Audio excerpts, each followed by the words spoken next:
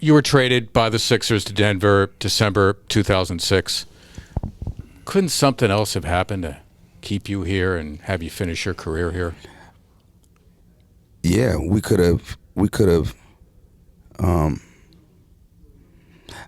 I never wanted to leave, but we had lost like 21 games in a row, and at that point in my career, we don't lose 21 games in a row. Not at all. And we were playing in a style that I felt like we were going to keep losing. So I went in the office and said, we're going to do it this way. We're going to play like this. Then y'all might as well get rid of me. I'm too old to lose 21 games in a row. You know what I mean? If every year I want to have a chance to win. I mean, I've been here, 10 years? So at that point, my career was obviously winding down anyway. So to lose that many games in a row, we weren't doing something right. Either we weren't playing the game right, or we weren't being coached right, or the style didn't fit the team. Listen, I got to get right into it because we recently spoke with Allen Iverson, and one of the things that we talked about was December 19th, 2006, as you know, the day he was traded to the Denver Nuggets. And I'll ask you what I asked him. Wasn't there a way to continue to make it work? Well, we had talked about that probably a couple weeks before the decision was made to move him, and we had agreed to make it work. He wanted to be here. I told him that the plan was to build some young talent around him. And then about a couple weeks later, maybe it was even a week later, he came back, got a call from Leon Rosen and said that, Allen wants to be traded. And I said, we just discussed this, are you sure? He goes, yeah, he's sure. I said, all right, I'm going to go talk to Allen, because once this train gets moving, it's going to be hard to put it back in. So we talked. I went down in the court, and I said, you sure? He goes, yeah, I think it's time. I said, okay. I said, now we're going to do this. I said, but it's once it gets going, it's going to be hard to pull back. And he had said it's time, and I felt it was time also. So, he gave me a couple places that he'd like to see if we can do it. I said, if I can make it work, it helps us, we'll do it. And Denver was one of them, so I felt good that he was going to a place that he wanted to be, and I felt the organization was able to restart with Andre Miller and some picks and cap flexibility. So, but it was, we tried, but I think it was probably best for both parties at that time for a clean break. I think about Moses Malone, the late great. I think about Charles Barkley and those trades. And it never seems you actually get what I guess you would term full value for a superstar. Do you think it's a general rule that is the way it is in the NBA? Yeah, you generally are not going to get full value, because either if you're trading a superstar in their prime, maybe you can get another superstar in their prime. But generally, if you're trading one that's towards the past, and I wouldn't say Allen was past his prime, but he was on the other side of his prime, it's going to be hard for you to recoup, actual value. And if you're getting somebody else's superstar that you may not want what's coming. Generally, when you're doing it, you're trying to either clean your books up to give yourself flexibility, get as many assets as you can so you can start to rebuild. But it is hard to get true value. I remember when I first got in the league, Mitch Richmond was being traded, and Jeff Petrie said, Bill, I got to get an all-star. And I kept saying, you're not going to get one. And he waited. He ended up getting Chris Webber at that point. He was young and he was an all-star and when he made that trade. But I think that helped Sacramento. I don't think it helped Washington as much, because I think Mitch was on the other side of that equation. You had mentioned that Leon Rose, now, of course, the president of the Knicks, was representing Allen then, presented you with a couple of options. You said Denver was one. Are you at liberty to talk about the other? And did you have a deal in place there as well? Yeah, the other ones were, the Clippers was one, and then Minnesota was the other one. And I talked to all three as well as talked to a lot of other teams to see, and you'd be amazed some of the other offers we've got from teams during that process. But it just came down. One of my mentors, who I won't name his name, who was a current president, GM, gave me a strategy. He said, you got to get people bidding on each other. You got to make them think that, the other one can get is going to be tipping the balance of power. And that's what I did, especially because Denver, LA, and Minnesota were all in the same conference. And so it got to the point where Denver made the offer that I thought was best for us. And I knew that Minnesota couldn't beat it because I knew what they needed. They were trying to get, they couldn't accomplish, and I knew the Clippers couldn't get it. With the Clippers, I was trying to get that point. They had a young Sean Livingston, and I was trying to, if I could get him in the deal, I thought it'd be a great move for us at that point, because you put a young Livingston who was a 6'7" point guard with Andre Iguodala's buying skills, with Korver, with Willie Green, Thaddeus Young. I thought, same with that, we'd have a young dynamic team, but couldn't get him in the deal. I also told Allen another story. This dates back to the late 90s. I was at a practice, and he and Jerry Stackhouse started jawing at one another. Larry Brown blows the whistle. They go to the water cooler, and suddenly a fight breaks out, and they're throwing haymakers at one another. Do you remember that? Was that at the Healthplex? Or it was either there or it was at Wells Fargo Center. I don't know if it was necessarily a shoot around, but I do remember the two of them going at it. And of course, Jerry was later traded, which kind of, I think, started the formation of the 2001 team. He goes to Detroit. Aaron McKee, Theo Ratliff come to the Sixers. What went into deciding that it just wasn't going to work with Allen and Jerry together? Well, one, we looked at it, and Allen was going to be the scorer, dynamic scorer, and then Larry viewed Allen more as a two guard than a point guard, and that was really Jerry's position. And the fact that they both were drafted like right after each other, and Jerry was brought in, it was going to be his team. Then Allen came in, it was going to be his team, and it's hard to do that with two young guys that are trying to establish themselves in the league. And Allen was just rookie of the year. But more than anything, we wanted Theo Ratliff, the anchor of the defense. We thought he was a young up-and-coming center. And so the goal was to get him. And if we can use Jerry to get him, that was going to be the piece. And I'll never forget, Larry and I were talking, and we had been talking back and forth with Detroit. And I remember Theo and Aaron McKee both had a great game. And Larry calls me while we're watching the game. He goes, they're never going to make the deal. Yeah, I said, I know. I'm sitting there. I'm afraid. So I called the next day and said, look, we need an answer, because otherwise we're going to move Jerry. We got a deal. We're going to move him. And so they went and came back and said, okay, we'll do the deal. So we were able to put a little pressure and get it done. Hey, it's Marc Zumoff. Join me and Philly sports favorite Seth Joyner, Mike Quick, MMA champ Eddie Alvarez, Joe Conklin, Dee Lynam, Matt Cord, Ricky Bowe, and the Cuz, Anthony Gargano. What a lineup. We want you to join us on the Bet Parks team. Bet Parks is the official winning partner of the Philadelphia 76ers and the only casino and sports book that yours truly, Marc Zumoff, recommends and uses. Whether your team scores or not, there's always another way to win on the Bet Parks online casino and sportsbook app. Bet Parks has your seat with a live dealer for all your favorite classic casino games. Right on your phone and wherever you are, the tailgate, the stadium, on your couch. Double down on fourth down. Make downtime fun time. Play live dealer blackjack, craps, roulette, and more while watching the game. Bet on all your favorite sports. Bet the Birds, pro football, and college football. Download the Bet Parks app right now and enjoy all the action and excitement from the casino at your fingertips. Play hundreds of exciting online slots. New users download the Bet Parks online casino app and sportsbook and get up to $1,000 casino bonus back if you're down in the first 24 hours. Casino bonus must be wagered. See betparks.com for details. Must be 21 and in Pennsylvania, New Jersey, or Michigan. Gambling problem? Call 1-800-GAMBLER. You play for fun. You love to win. You bet. Bet Parks.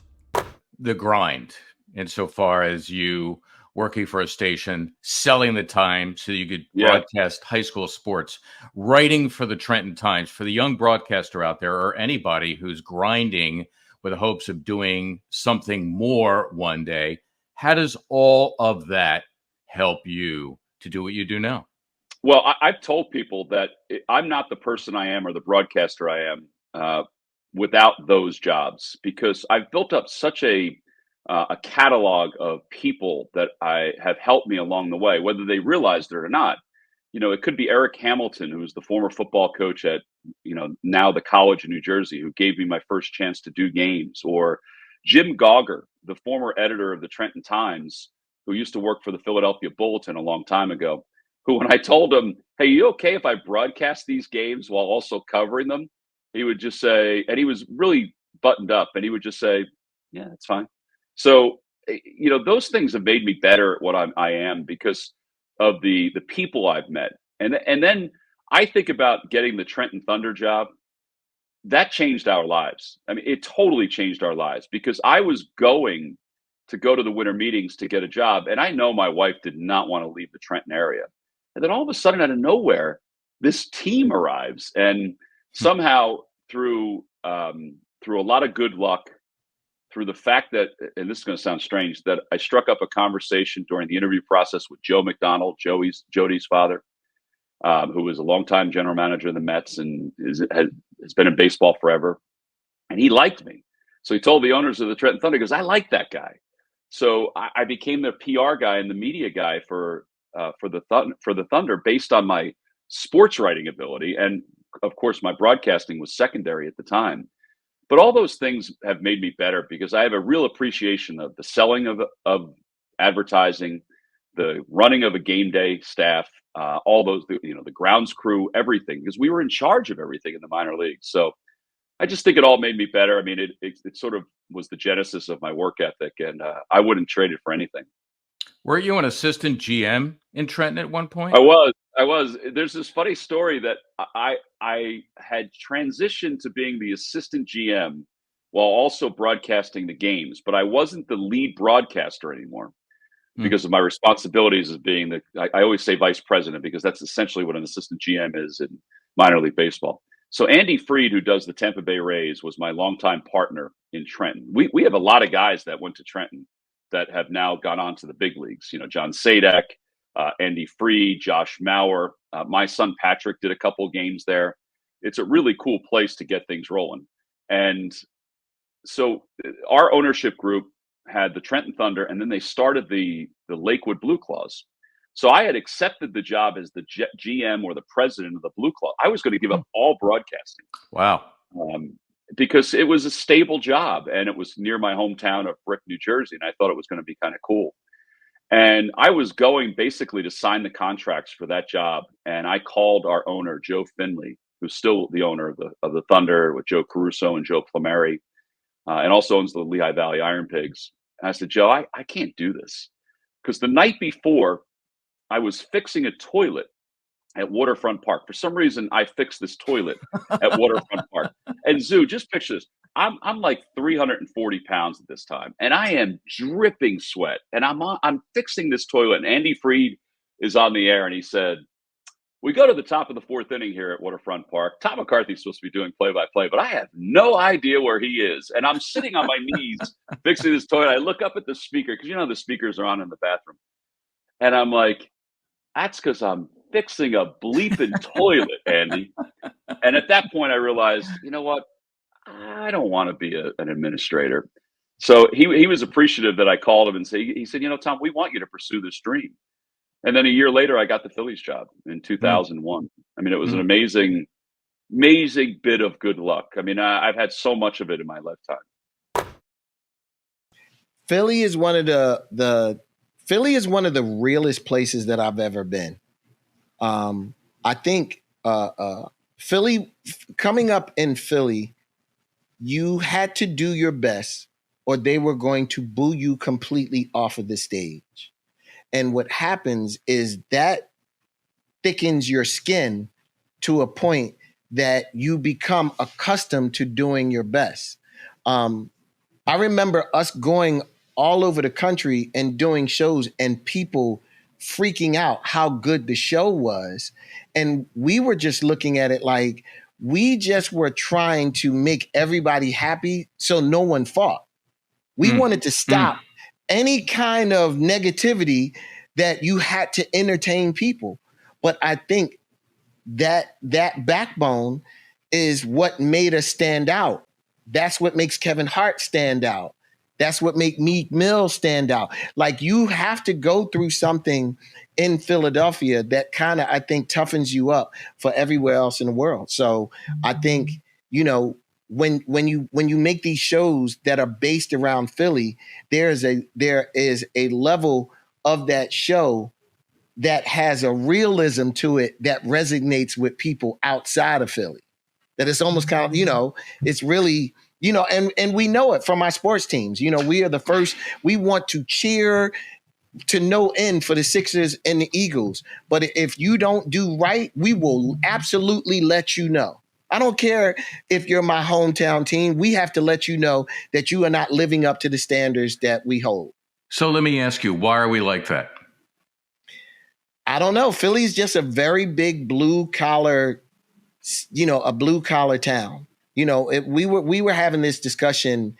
We were having this discussion not too long ago that kind of goes down a rabbit hole that I feel like so many of the Philly artists made it outside of Philly. We made it outside of Philly and then came back to Philly. I think Philly is so tough. Philly doesn't embrace its own in the beginning. Philly waits until the rest of the world loves you, and then they love you back. So there is this very deep, I love my city. I am who I am because of my city, but my city never really loved me back. My city always gave me tough love, but that tough love has kind of strengthened me to be able to push through all of the BS that comes my way. I want to talk specifically now about our squad and your love of the Sixers. Give me your earliest Sixer memory. I used to really keep this under wraps. But when Will wrote his book, he put it in his book. When I was in the 11th grade, I was diagnosed with non-Hodgkin's lymphoma. And I went through an extensive chemotherapy. I really had a battle of cancer, and I overcame it. I remember when Julius Erving, George McGinnis, Clement Johnson, I remember when they came to the hospital. They walked through Children's Hospital. I was the kid that had those posters that were in the Enquirer, of all of the teams. Like, I remember, I go as far back as George McGinnis before Dr. So wait, J. let me just stop you. So when you were hospitalized, did you actually, not intentionally, but were there NBA players who were there, happened to be touring, and they came into your room? Oh, wow. Yes, okay. I have a poster that Ollie Johnson signed his name backwards. Like, he would, and I've never seen that before. He signed his signature that if you put it in the mirror, it's forward. Wow. You know what? I corresponded with him. I correspond with Ollie regularly. I got to relay that story to him, but go ahead. Keep going. But I am that fan that I have favorite players. There is no way that my favorite team cannot be my hometown team. I love the Flyers. I love the Eagles. I love the Sixers. I love the Phillies. I love the Wings. I love the Union. I'm kind of like Villanova. I'm all things your hometown. That's who you're supposed to root for. Like, I don't really understand the people. I love LeBron James to death. I don't understand people in Philly who have a love for the Lakers. I'm kind of like, man, like the Kobe thing. I loved Kobe. Kobe was a really good friend of mine, but it didn't sit right that it was kind of like, Kobe, how can you not be a Sixers fan? Right. You're a Lakers fan, So, I mean, I am that fan that, I had tickets. I had season tickets to the Sixers during every last one of those miserable years. And I'm talking the pre-Allen Iverson, the Larry Hughes, the Jerry Stackhouse.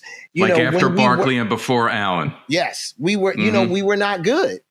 But I don't care. Like, this is your hometown. You are keeping your fingers crossed. you were hoping, the Sixers won a championship the year that I graduated high school. There you go. I went to the parade. Like it was, it was amazing. We got over that hump. I remember those Boston years, hindsight, but I remember those, Boston years that we couldn't get past Boston until we got Moses Malone and, Andrew Toney being the Boston Strangler because they couldn't do anything with him, and you saw the rise, you saw the Barkleys, you saw when Barkley got traded, and you just kind of like, we drafted you, Barkley is ours, and you're not ours anymore. It bothered me to see him in Phoenix. But I've always had a love-hate relationship, and my hate is only because of my love. You've had very public issues with Lil Wayne, with Birdman.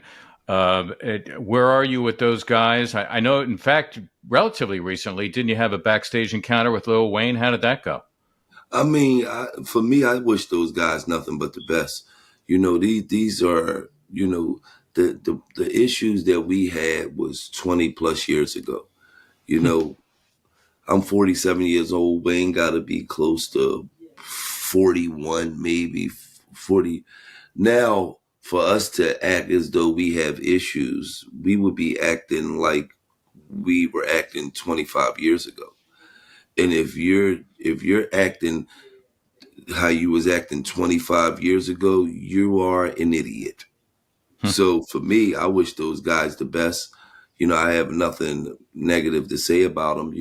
We had it was some good moments. I had some great moments when I was signing the Cash Money. It wasn't negative. It was a lot of great moments. So, I wish those guys the best and, whatever endeavors they got going on. So you actually started out with a group, Major Figures, the Pride of Erie Avenue in North Philly. And then you went to Cash Money. Was it about the cash at that point and about you just doing your thing? I mean, it was about the cash. I got a great, advance, but it was more about opportunity.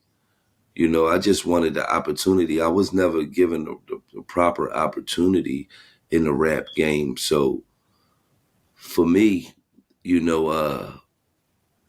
when I started opening doors in the podcast world, it was more like, I really got to make this happen because now the podcast isn't resting on a record label, isn't resting on a CEO, isn't resting on a president of a company. It's resting solely on me and the work that I put in.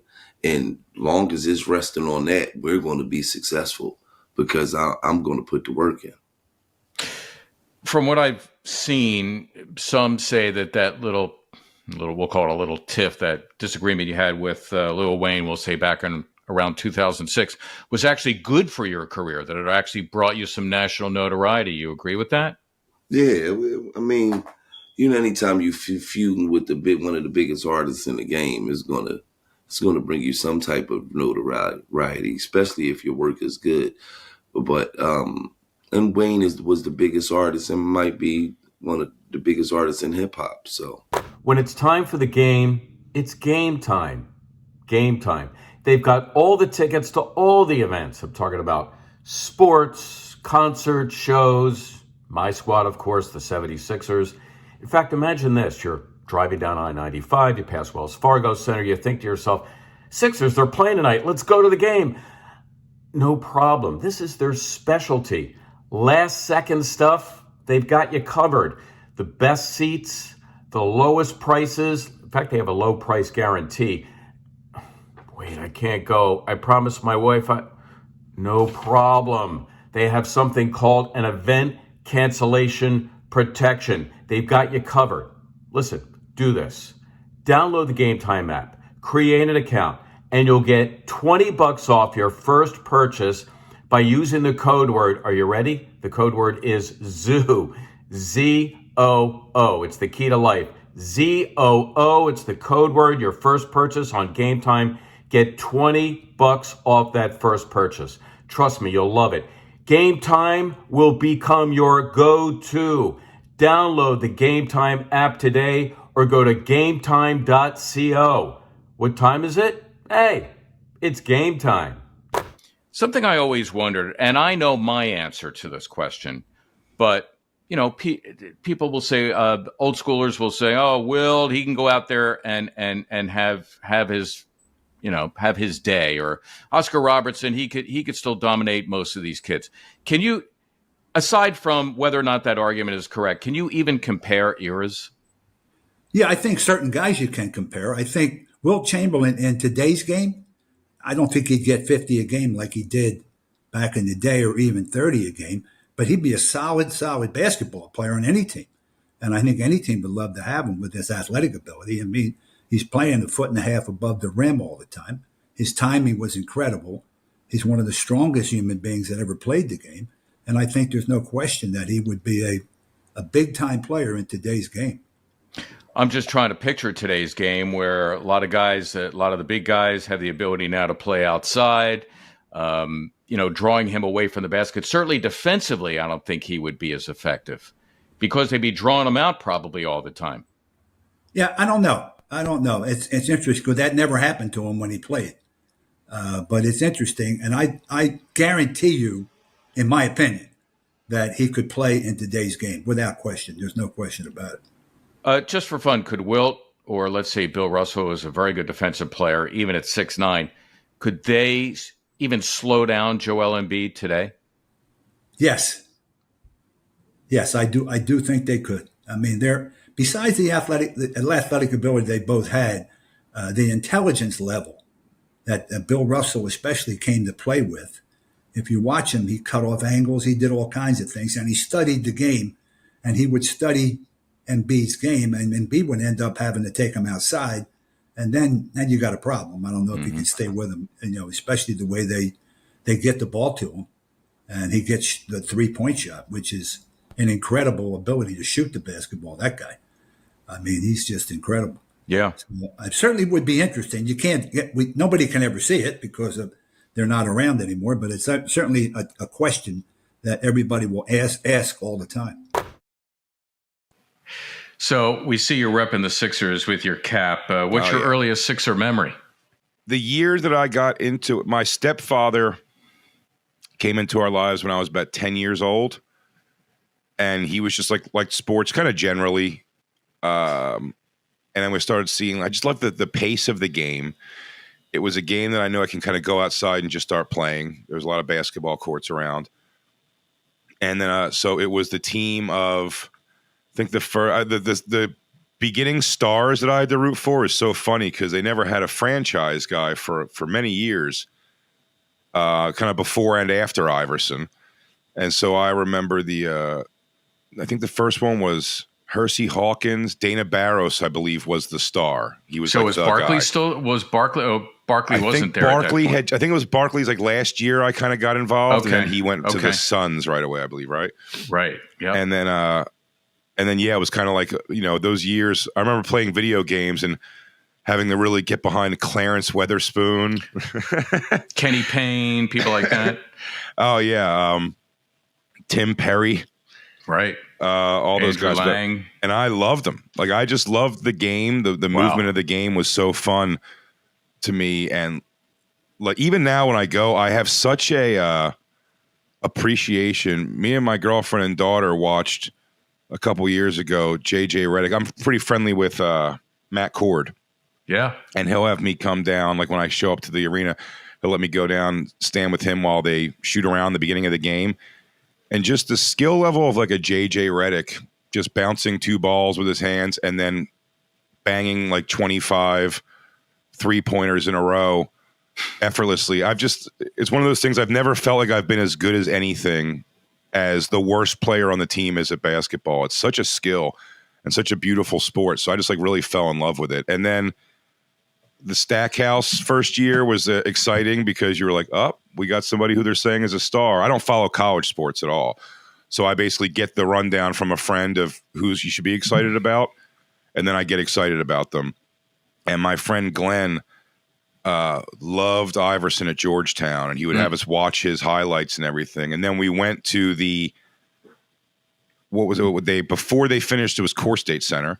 Before they had finished it, they let people come in who, if you could just say you were thinking about getting season tickets, and they would let you go to like basically the empty, still not finished yet arena. But they let everybody kind of go inside, and it may have been Pat Croce came on the screen about 3 minutes before the draft went live, and he told the audience that they were going to draft Iverson. So I remember that moment being like pretty big, because he, I mean, went on to become one of my two favorite athletes of all time. Where does Bryce Harper rank among the Phillies that you've covered to this point? Well, first of all, he's a tremendous guy. He's very receptive to a lot of the things that we try to do, and if we have questions, they're answered. He is an unbelievable student of this game. Like, he has an idea for everything, and he doesn't share it unless he's part of a conversation. But he's tuned into everything that goes on. To me, he will probably go down as the one or two best players that I've ever broadcast games for. And I say we'll probably go down to it because he's not done. He's got a lot of time left. The Jimmy Rollinses, the Chase Utley, it's hard to replace those guys because they won a world championship, Ryan Howard's. But I think he's starting to slide into that same conversation. I mean, it's pretty special to call his games. And when he's on the verge of a milestone, you better be ready, because more often than not, that milestone, it's going to be a home run or it's going to win a game. And I've never seen anybody, Jimmy was really a player that stepped up in the spotlight, Jimmy Rollins. But this guy, and he hasn't won a world championship yet, but this guy is as much of a guy that can absorb the spotlight as anybody I've ever been around. Hey guys, thanks for listening to this episode of Fresh 24. Please subscribe, rate, and review wherever you get your podcasts. Check out our friends over at Philadelphia Sports Nation, a local Philadelphia sports site covering your favorite teams across blogs and social media. PHLSportsNation.com. Philadelphia Sports Nation, PHL Sports Nation, enhancing your Philadelphia sports fan experience.